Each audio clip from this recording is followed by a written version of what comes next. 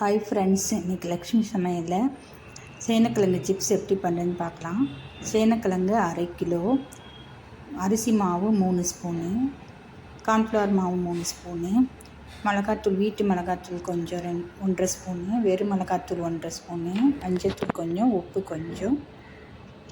இப்போ முதல்ல சேனக்கிழங்கு எல்லாம் நைஸாக தக்கடு மாதிரி நறுக்கணும். நல்லா சேனக்கிழங்கெல்லாம் நல்லா கழுவி அதுக்கப்புறம் ஸ்லைஸாக போட்டு வெட்டிட்டு சின்ன தகடாக நறுக்கணும். ஸ்கொயர் மாதிரி நறுக்கணும்.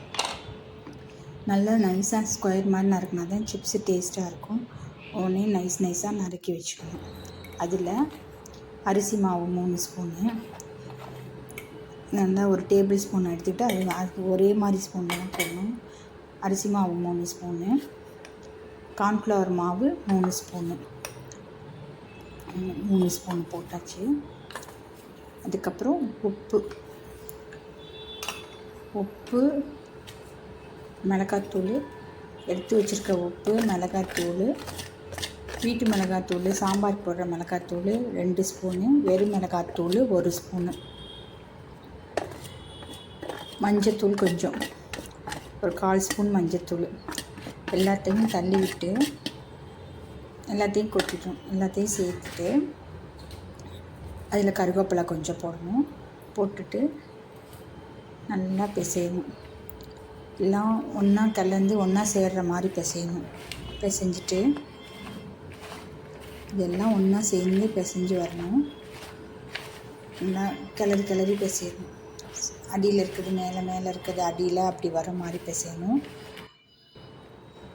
கொஞ்சம் தண்ணி தெளித்து பிசையணும். ரொம்ப தண்ணி தெளிக்கக்கூடாது, கொஞ்சமாக தண்ணி தெளிச்சுட்டு பிசையணும். அது ஒரு 5 மினிட்ஸ் ஒரு 10 மினிட்ஸ் அப்படியே வச்சிடணும்.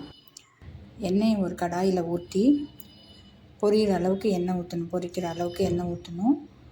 அதில் கொஞ்சமாக எண்ணெய் காஞ்சது அதுக்கெல்லாம் கொஞ்சமாக சேனக்கிழங்கு சிப்ஸை போடணும். போட்டு நல்லா மெரூன் கலராக வர வரைக்கும் வைக்கணும். அந்த இதெல்லாம் முறையெல்லாம் அடங்கிடணும். அப்படியே பபிள்ஸ்லாம் அடங்கி மீன் நல்லா சிப்ஸ் மாதிரி வரும். அந்த இதில் எடுத்துட்டு அதில் கருவேப்பிலையை வறுத்து போட்டுடணும். இப்போ சேனக்கிழங்கு மொறு சிப்ஸு தயாராகிடுச்சு. இந்த லக்ஷ்மி சமையலில் இந்த சிப்ஸ் பிடிச்சிருந்தா லைக் பண்ணுங்கள், ஷேர் பண்ணுங்கள், சப்ஸ்கிரைப் பண்ணுங்கள். Thank you friends.